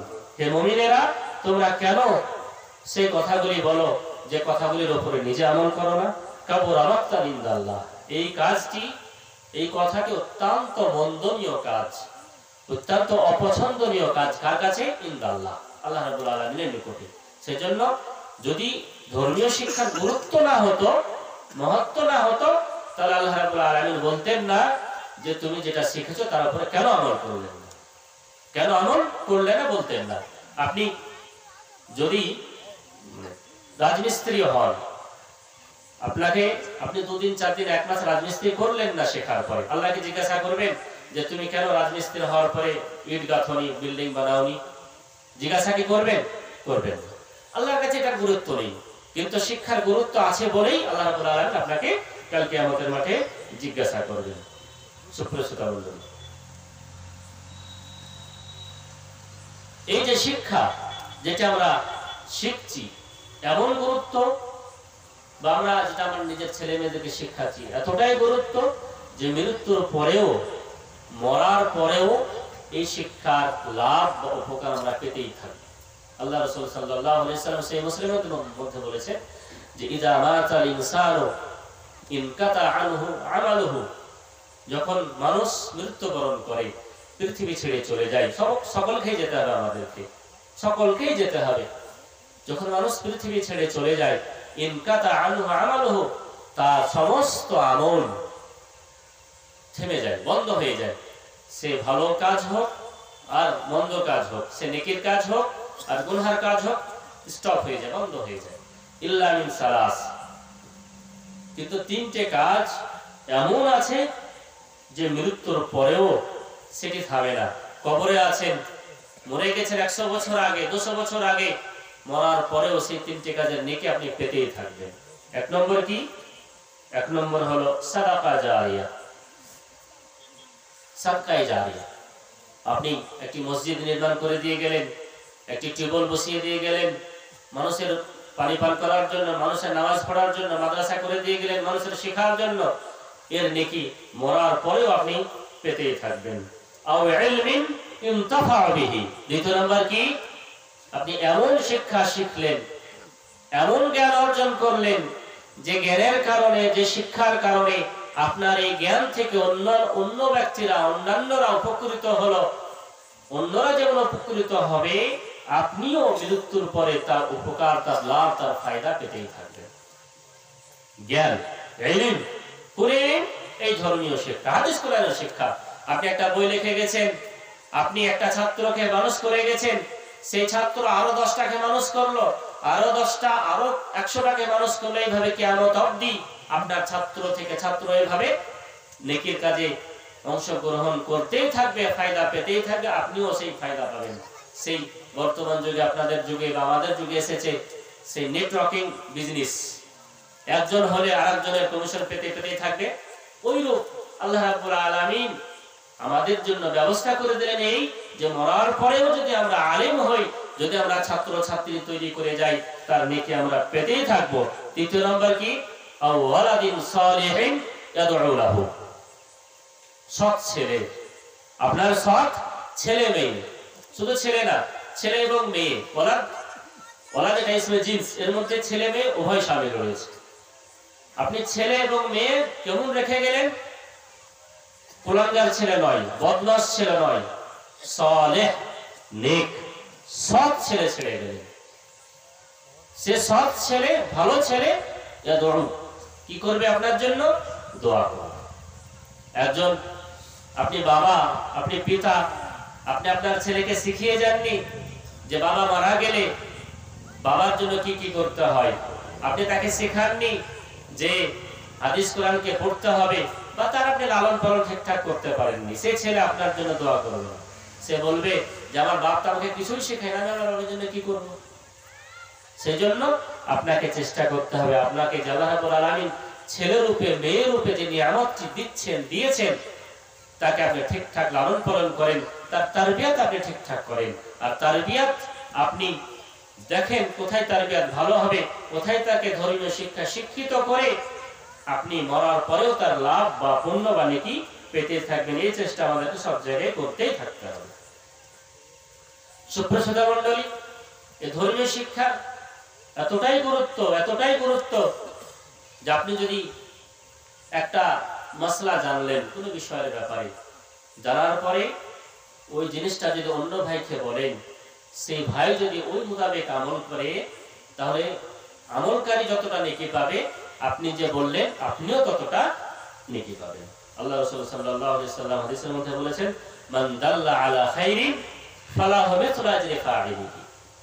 যদি কোনো ব্যক্তিকে একটি ভালো দিক বা ভালো জিনিসকে বলে দিল, পদ্ধতি বলে দিল, সেই ব্যক্তি সেই পদ্ধতি অনুযায়ী আমল করলো, আমল করে যতটা নেকি সে পাবে, আপনি যে বললেন আপনিও ততটাই পেতে থাকবেন। এটা ভাবিয়েন না যে আপনার নেকি থেকে কম করে দেওয়া হবে। আপনি যে আমল করলেন আমার কথা শুনে আপনার নেকি কেটে আমাকে দেওয়া হবে, জি না, লা ইয়ানকুসু বলা হয়েছে যে আপনার নেকি থেকে কেটে আমাকে দেওয়া হবে না, বরং আল্লাহ রাব্বুল আলামিনের শেষ নেই আমাকে আলাদা নেকি এক্সট্রা রেখে দেবেন। ঠিক সেই মতো আপনি যদি এই ধর্মীয় শিক্ষা শিখেন বা ধর্মীয় শিক্ষা অর্জনকারীদের জন্য আল্লাহ রাব্বুল আলামিন এর রাসূল সাল্লাল্লাহু আলাইহি সাল্লাম বিশেষ মর্যাদার কথা বলেছেন। এত মর্যাদার কথা বলেছেন যে পৃথিবীর বুকে যা কিছু বসবাস করে, সে মানুষ হোক, জিন হোক, মাছ হোক, যা কিছু আছে, পিঁপড়ে হোক, যা কিছু আছে, এই আলেমের জন্য, এই ধর্মীয় শিক্ষা অর্জনকারীদের জন্য দোয়া করতে থাকে। কিসের দোয়া? তার মাগফিরাতের দোয়া। হাত্তান নামলা বলা হয়েছে, ও হাত্তাল হিতান ফি জাওফিল মা। এমনকি একটা ছোট্ট পিঁপড়ে, ছোট্ট মাছ সমুদ্রের গভীরে পড়ে আছে, সেও ইস্তাগফির, মানে কি আলেমের জন্য, হাফেজের জন্য, যারা কোরআনের পাখি, যারা হাদিস কোরআনের জ্ঞানী, তাদের জন্য মাগফিরাত কামনা করে, তাদের জন্য দোয়া করতে থাকে। কতটা বড় সম্মান আল্লাহ রাব্বুল আলামিন দিয়েছেন। শুধু তাই নয়, ফেরেশতা মণ্ডলীরা ওই সমস্ত ছাত্রদের জন্য যারা ধর্মীয় শিক্ষার জন্য পথে বেরিয়ে যায় বা শিখতে লাগে, তাদের জন্য, তাদের খুশির জন্য কি করেন? ওয়া ইন্নাল মালাইকাতা লা তাদাউ আজনিহাতাহা রিদাল লিতালিবিল ইলম। এই সমস্ত শিক্ষার্থীদের জন্য ফেরেশতারা নিজের পাখাগুলিকে, নিজের পরগুলিকে বিছিয়ে দেয়, যাতে করে তাদেরকে ক্ষতি না করতে পারে, যাতে করে আলেমদের, এই তলেবে ইলমদের, এই ছেলেদের কোনো ক্ষতি না হয়। সুপ্রসিদ্ধ কতটা মহত্ব! আল্লাহ রাব্বুল আলামিন এবং আল্লাহ রাসূল সাল্লাল্লাহু আলাইহি ওয়াসাল্লাম এইভাবে আলেম ওলামাদের সম্মানকে বৃদ্ধি করলেন বা বৃদ্ধি করেছেন। আপনি পৃথিবীতে বসবাস করছেন, আমরা পৃথিবীতে বসবাস করছি, দেখছি এই পৃথিবী কিভাবে উন্নতি করছে, কিভাবে অগ্রগতির দিকে যাচ্ছে। তার সঙ্গে সঙ্গে এই পৃথিবীতে মানুষ কিভাবে শরীয়ত থেকে দূরে সরে যাচ্ছে, ইসলাম থেকে কত দূরে সরে যাচ্ছে। তাদের মধ্যে বা আমাদের মধ্যে ইসলামের যে কৃষ্টি কালচার, যে সিভিলাইজেশন, এগুলি আস্তে আস্তে দূর হয়ে যাচ্ছে। আমরা দিনকে ছেড়ে দিয়ে, ধর্মকে ছেড়ে দিয়ে এই পৃথিবীর রং তামাশার দিকে, পৃথিবীর অগ্রগতির দিকে একদম পাগল হয়ে ছোটাছুটি করছে। কেন এতটা ছোটাছুটি আমাদের? কারণ হলো একটাই, যে আমাদের মধ্যে প্রকৃতপক্ষে যে শরীয়তের জ্ঞান, যে শরীয়তের বিদ্যা আমাদের থাকা উচিত ছিল, সে শিক্ষা আমাদের মধ্যে নেই। সে শিক্ষা থেকে আমরা অনেক অনেক দূরে সরে যাচ্ছি আস্তে আস্তে। সেই কারণে তাই আমাদের কর্তব্য এবং দায়িত্ব হবে যে আমরা ধর্মীয় শিক্ষার দিকে ধাবিত হব, ধর্মীয় শিক্ষায় শিক্ষিত হব, ধর্মীয় শিক্ষা শেখার আপ্রাণ চেষ্টা করব। আপনি সাহাবা একরাম রিজওয়ানুল্লাহ আলাইহিম আজমাইনদের জীবনী যদি পাঠ করে দেখেন, পড়েন, তাহলে বুঝতে পারবেন যে তিনারা কিভাবে এই ধর্মীয় শিক্ষার দিকে ধাবিত হতেন।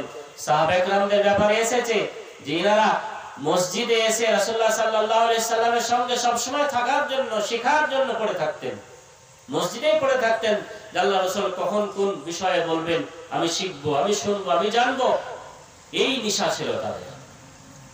আজ আমরা মোবাইল হাতে পেয়ে বা বই পুস্তক হাতে পেয়ে বা টেকনোলজি হাতে পেয়েও কোরআন হাদিস শেখার বহু চেষ্টা, বহু মাধ্যম এখন, তবু আমরা কোরআন হাদিস থেকে পিছিয়ে। আমাদের সমাজ ম্যাক্সিমাম মানুষ আমরা কোরআন পড়তে পারি না, ম্যাক্সিমাম মানুষ আমরা কোরআন তেলাওয়াত করতে পারি না। আমরা মুসলমান বলি, আর আমাদের ধর্মগ্রন্থ হলো পবিত্র কোরআন। যে কোরআন বিহীন আমি কখনোই সুখময় জীবন যাপন করতে পারি না, বা সঠিক পথ আমি কখনোই পেতে পারি না, সেই কোরআন আমরা শিখি না, জানি না। সে ছেলেরা হন আর পুরুষেরা, মেয়েরা হন, আমরা কেউই কোরআন থেকে অনেক অনেক অনেক দূরে। সুপ্রসিত বন্ধু, তাহলে আমাদের এই যুগে আমাদের এখন করণীয় এটাই হবে যে আমরা শিক্ষা অর্জন করব, শিখব। না শিখলে আপনি ইহকাল এবং পরকাল কোনো কালেই সুখময় জীবন যাপন করতে পারবেন না। আপনি দুনিয়াতে যদি কোনো কাজ শিখেন, হাতের কাজ জানেন, আপনি কাজ কাম করে উপার্জন করতে পারবেন, সচ্ছল জীবন যাপন করতে পারবেন। আর যদি না জানেন, সেটিও পারবেন না। আপনি যদি আলেমে দ্বীন হন, হাফিজ সাহেব হন, তাহলে আপনার দ্বারা দিনের অনেক কাজ হবে, আপনার দ্বারা দিনের অনেক কাজ হবে। আপনি ইহকালে সম্মানিত হবেন, পরকালে সম্মানিত হবেন। আপনার পেছনে যে অর্থ ব্যয় করবে, যে মেহনত করবে, যে শ্রম করবে, সেও নেকি পাবে। আপনি আলেম, আপনি শিখলেন, আপনার পেছনে যে খাটছে, যে আপনাকে টাকা দিচ্ছে, যে আপনাকে উপার্জন দিচ্ছে, সেও কিন্তু নেকির সমান অধিকার। আপনি দাদু হয়েছেন, আপনি পিতা হয়েছেন, আপনি আপনার মেয়েকে, আপনি আপনার ছেলেকে, আপনি আপনার নাতিকে, নাতনিকে এই ধর্মীয় শিক্ষা শিক্ষিত করেন। ইনশাআল্লাহ জীবনে যখন আপনার ছেলে মাদ্রাসা থেকে এসে বাবাকে এসে বলবে আসসালামু আলাইকুম ওয়া রাহমাতুল্লাহ, তখন আপনার সব কষ্ট অন্তর থেকে দূর হয়ে যাবে। দাদুকে এসে পোতা বলবে আসসালামু আলাইকুম দাদু, কেমন আছেন, আপনি খুশিতে আটখানা হয়ে যাবেন। আপনি যখন দেখবেন আপনার সমাজে, গ্রামে আপনার ছেলে এসে, আপনার লাতি এসে, পোতা এসে খুতবা দিচ্ছে, আপনার গর্বে অন্তরটা একদম, বুকটা একদম বড় হয়ে যাবে, অন্তর ভরে যাবে। এই সুখ, এই খুশি থেকে আপনি আর কি খুশি চান? অন্য খুশির দরকার নেই। আখিরাতকে সম্মুখে রেখে পৃথিবীতে আপনি জীবন যাপন করুন। আপনার ইহকালে সুখ যদি হয়ে যায়, পরকালে সুখ হতেই হবে। অর্থ আপনার আছে, কালকে নাও থাকতে পারে। টাকা পয়সা, শরীর, স্বাস্থ্য আছে আজকে, কালকে নাও থাকতে পারে। আমি এখন আছে আপনার সঙ্গে বক্তব্য রাখছি, হতে পারে আমি রাস্তাতে মারা যেতে পারি, বা হতে পারে কাল সকালে আমি বড় অসুখ আক্রান্ত হয়ে যেতে পারি। সবসময় রেডি থাকতে হবে বা প্রস্তুত থাকতে হবে যে সুখ যেখানেই হোক নিতে হবে, এই উদ্দেশ্যে যে পরকাল যেন আমার ভালো থাকে, পরকাল যেন আমার লাভদায়ক হয়, এই উদ্দেশ্যে।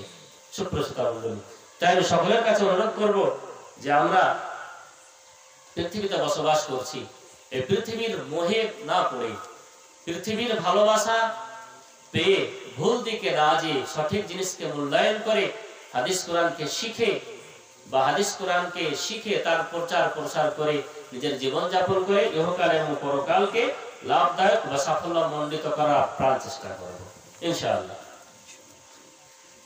তৃতীয় কথা হলো, বলে আমি আমার বক্তব্য শেষ করব, সেটি হচ্ছে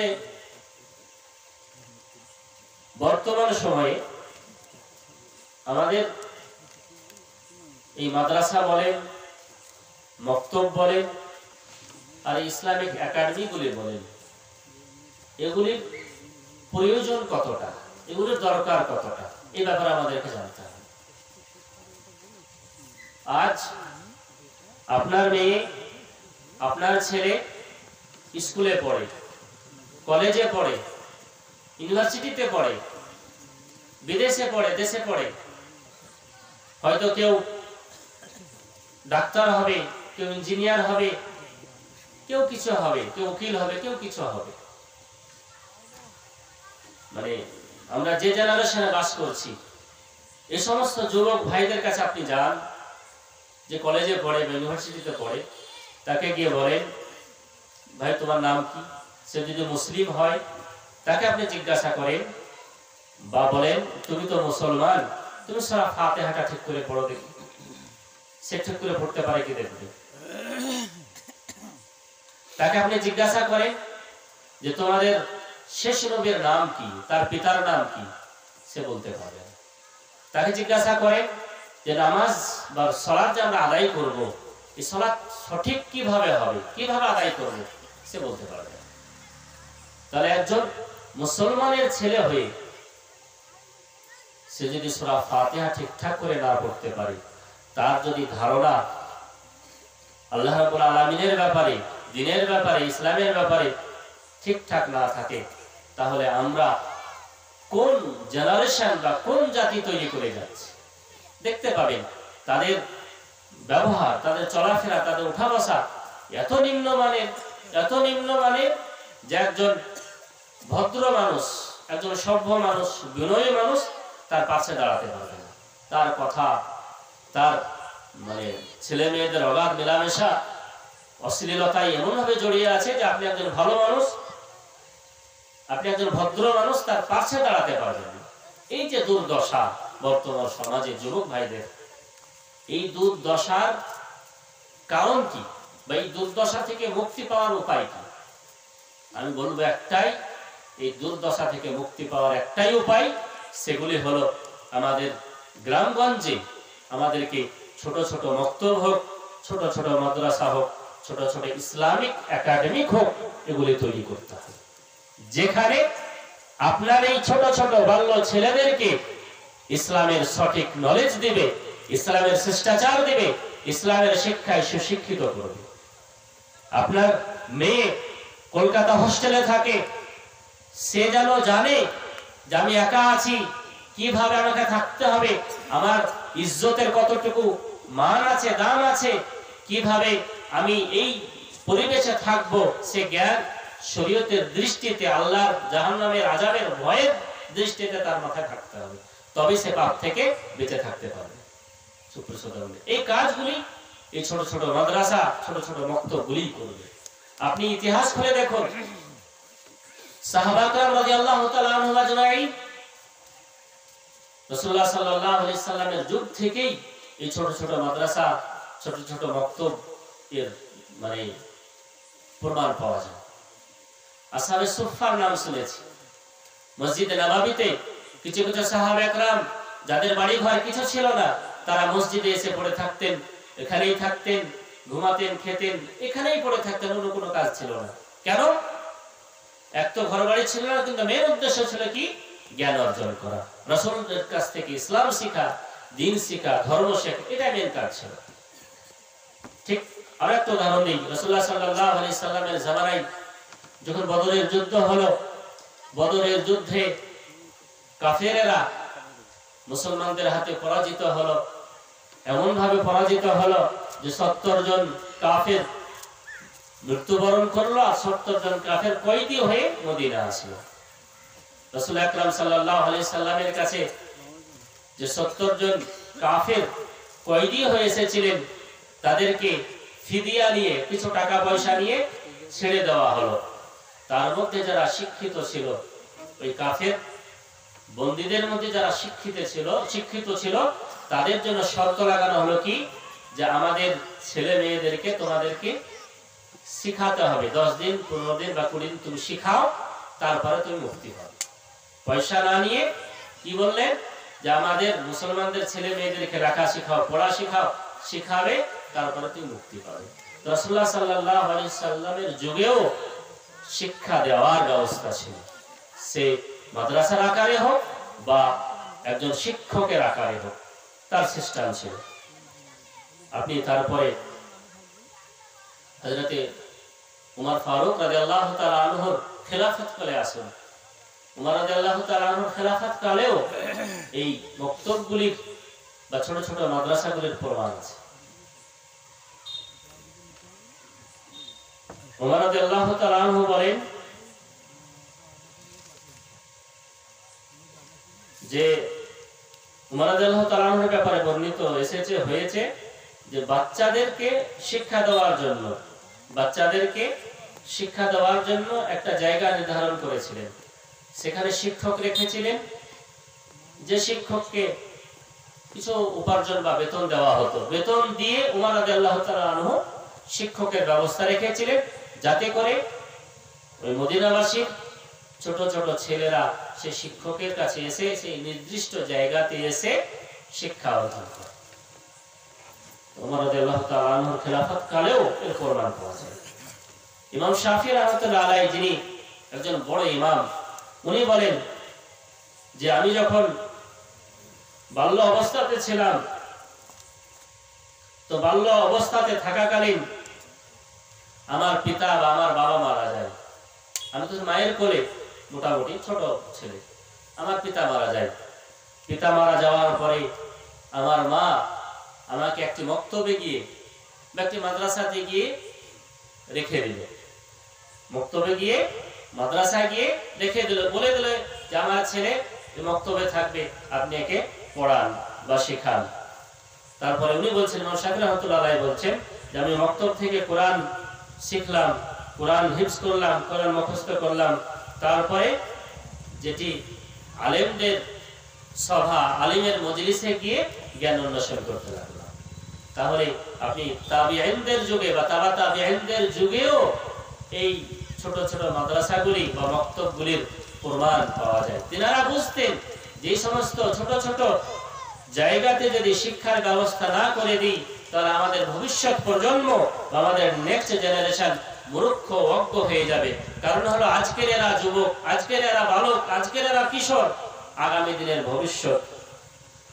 সুপ্রসদা বললেন, সেজন্য হযরত সাদ ইবনে মুসাইদ রাহমাতুল্লাহ আলাইহি, বিখ্যাত তাবিঈ, উনি বলেন, উনি যখন কোনো মক্তবের পাশ দিয়ে অতিবাহিত হতেন বা কোনো মাদ্রাসা দিয়ে অতিবাহিত হতেন যেখানে বাচ্চারা কোরআন পড়বে বা কোরআনের আওয়াজ শুনতেন, তখন বলতেন এই যে ছেলেরা এখানে পড়ছে, এরা হলো আমাদের জাতির ভবিষ্যৎ। এরা হলো আমাদের জাতির ভবিষ্যৎ। এরা আজকে যেটি শিখবে এটি কালকে তার ছেলেদেরকে শেখাবে। আজকে এরা যেটি শিখবে কালকে তার প্রজন্মকে সেই মতোই লালন পালন করে বা উন্নতির পথের দিকে তারা এগিয়ে নিয়ে যাবে। সুপ্রসদা মণ্ডলী, তাহলে এই সমস্ত কথাগুলি থেকে এটাই প্রমাণ হচ্ছে যে আমাদেরকে আজও এই সমস্ত ছোট ছোট আলেকরা মডেল একাডেমির মতো যে মাদ্রাসাগুলি আছে, হেফজখানাগুলি আছে, মক্তবগুলি আছে, এগুলির দিকে গুরুত্ব দিতে হবে। কারণ এই মক্তবগুলি থেকে যারা শিখে বা যারা পাঠ করে, কোরআন পড়ে, কোরআন মুখস্থ করে, এরা ইসলাম থেকে অতটা দূরে সরে যায় না যতটা একজন পাবলিক সরে যায়। আপনি বলবেন যে শুধু ওলামাদের আর মৌলভী সাহেবদের আমি প্রশংসা করছি, জি তা না। আপনি সমাজে বা এলাকাতে দেখেন চুরি হয়, মানুষ চুরি করে। কোনদিন শুনেছেন যে একজন আলেম বা একজন হাফিজ চুরি করেছে? ইল্লা মাশাআল্লাহ, একটা হতে পারে, ওটা গণ্য নেই, গণনা করা যায় না। শুনেছেন যে একজন আলেম চুরি করেছে? শুনবেন না। শুনেছেন যে একজন আলেম কোনো অন্যায় কাজে ধরা পড়েছে, কোনো অশ্লীলতা ধরা পড়েছে? শুনবেন না।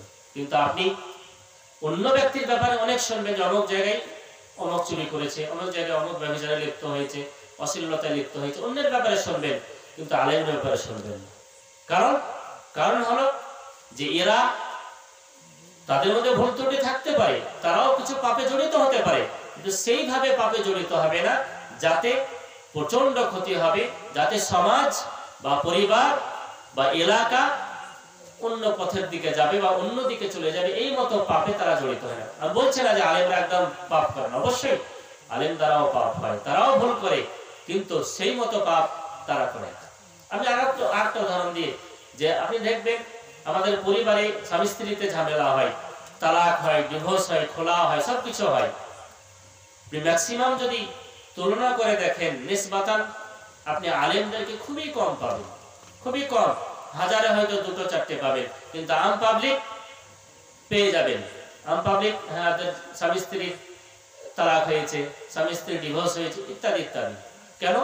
যে বেসিক যে শিক্ষা আমাদের, ধর্মীয় শিক্ষা, আকীদার শিক্ষা, তাওহীদের শিক্ষা, হাদিস কোরআনের শিক্ষা, সেই শিক্ষা থেকে আমরা দূরে সরে আছি। আর এই ধর্মীয় শিক্ষাগুলি এই সমস্ত মক্তবগুলিতে, মাদ্রাসাগুলিতে, ইসলামিক একাডেমিকগুলিতে দেওয়া হয়, যাতে করে এদের ভিত যা মজবুত হবে, এই ভিতের উপরেই নির্ভর করে সে বিল্ডিং নির্মাণ করবে, সে ভবিষ্যৎকে এগিয়ে নিয়ে যাবে।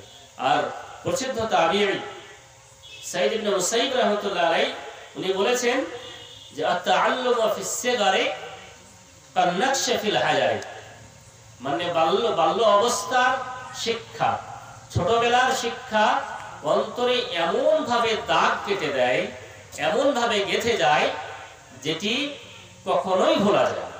কখনোই ভুলবেন না আপনি ওই মক্তবে মৌলভী সাহেবের ছুরি খেয়ে, এই মাদ্রাসাতে মৌলভী সাহেবের ছুরি খেয়ে যেটি আপনি কষ্ট করে মুখস্থ করেছেন 7 বছর, 8 বছর, 9 বছর বয়সে, আপনি মরার আগে অবধি সেই কথাটা মনে থাকবে, সেই কথাটা ভুলবেন না। সুপ্রসিদ্ধ মণ্ডলী, সেই জন্য বাল্য অবস্থা থেকেই আমাদেরকে ধর্মীয় শিক্ষার দিকে একটু ধাবিত হতে হবে। এই ছোট ছোট মাদ্রাসাগুলিতে দিতে হবে, এই ছোট ছোট মক্তবগুলি বা একাডেমিকগুলিতে নিজের ছেলে মেয়েদেরকে দিয়ে তাদের ভবিষ্যৎকে ভালো করতে হবে, তাদের ভবিষ্যৎকে উজ্জ্বলময় করতে হবে। আর এই সমস্ত প্রতিষ্ঠান অবশ্যই অবশ্যই দরকার, খুবই দরকার। না হলে আপনার ছেলে মেয়ে যারা আছে আজকে, আপনি তাকে কোথায় শেখাবেন? আপনি একটা হিন্দু স্কুলে দিবেন, একটা স্কুলে দিবেন যেখানে আপনার মেয়েকে দিলেন যার কোনো পর্দার ইহতিমাম নেই, যার কোনো মাহরিম কি আর গায়ের মাহরিম কি, বাপ কি আর ভাই কি, এমনি পরপুরুষ কিছুই সে শিখলো না, কিছুই সে বুঝলো না, জানলো না, নিজের মতো করেই ভাবলো যে এটাই জীবন। এই মতো করলে আপনি যে মুসলিম, আপনার ছেলে যে মুসলমান হবে তার আপনি গ্যারান্টি নিতে পারবেন না। তাই আমি আবারও বলবো, যে সমস্ত ছোট ছোট যে প্রতিষ্ঠান মাদ্রাসাগুলি আছে, মক্তবগুলি আছে, এগুলির দিকে আমাদেরকে গুরুত্ব দিতে হবে, এগুলিতে আমাদের ছেলে মেয়েদেরকে দিতে হবে। তারা শিখবে, তারা নিজের জীবনকে শিক্ষায় সুশিক্ষিত করবে এবং নিজের পরিবারকে, নিজের আত্মীয় স্বজনকে, নিজের গ্রামকে, নিজের এলাকাকেও এই শিক্ষার নূরে, শিক্ষার আলোতে আলোকিত করবে বা শিক্ষার জ্যোতিতে আলোকিত করবে। আর আপনি যদি শিক্ষা থেকে নিজের ছেলে মেয়েদেরকে এই মাদ্রাসাগুলি থেকে দূরে সরিয়ে রাখেন, তাহলে কিন্তু কোনোভাবেই আপনি লাভদায়ক ব্যবসা করলেন না, কোনোভাবেই আপনি সাফল্যমণ্ডিত হতে পারবেন না। আমি এখান থেকে আমার বক্তব্য শেষ করছি। আমি সকলের কাছে অনুরোধ করব যে আমরা নিজের যে ছেলে মেয়ে হবে বা আছে বা নাতিপুতি আছে, তাদেরকে এই ছোট ছোট মাদ্রাসাগুলিতে দিয়ে, ছোট ছোট একাডেমিকগুলিতে দিয়ে ধর্মীয় শিক্ষার পাশাপাশি আধুনিক শিক্ষায় সুশিক্ষিত করার আপ্রাণ চেষ্টা করব ইনশাআল্লাহ। আর মাথায় রাখবেন, শিক্ষা অনেক হয়, কিন্তু সুশিক্ষা দরকার। আমাদের সুশিক্ষা দরকার। শিক্ষিত ব্যক্তি পাবেন, কিন্তু সুশিক্ষিত ব্যক্তি পাবেন না। সুশিক্ষিত ব্যক্তি করার বা হওয়ার আপ্রাণ চেষ্টা করবেন। আমি পরিশেষে আল্লাহ রাব্বুল আলামিনের কাছে দোয়া করব, হে রব্বুল আলামিন, তুমি আমাদের সকলকে সঠিকভাবে সঠিক হাদিস কোরআনের শিক্ষা অর্জন করার তৌফিক দান করো, আল্লাহুম্মা আমিন। হে রব্বুল আলামিন, আমরা আজও ধর্মীয় শিক্ষা থেকে অনেক দূরে। আল্লাহ, তুমি আমাদেরকে ধর্মীয় শিক্ষার দিকে একটু অগ্রসর হওয়ার তৌফিক দান করো, আমিন। হে রব্বুল আলামিন, আমরা যারা এই সমস্ত প্রতিষ্ঠানগুলিকে একটু ঘৃণার দৃষ্টিতে দেখি, একটু ঘৃণার নজরে দেখি, হে আল্লাহ, তুমি আমাদের অন্তরে এই সমস্ত প্রতিষ্ঠানের জন্য ভালোবাসা ভরে দাও, আল্লাহুম্মা আমিন। হে রব্বুল আলামিন, আমরা যারা আজকে এই সভায় উপস্থিত হয়েছি, সকলেরই এই পরিশ্রমকে তুমি কবুল করে নাও, আল্লাহুম্মা আমিন। হে রব্বুল আলামিন, তুমি আমাদের সকলের পাপ খাতা, পাপ রাশিগুলিকে মোচন করে দাও, আল্লাহুম্মা আমিন। ওয়া সাল্লাল্লাহু আলা নবী, আসসালামু আলাইকুম ওয়া রাহমাতুল্লাহি ওয়া বারাকাতুহু।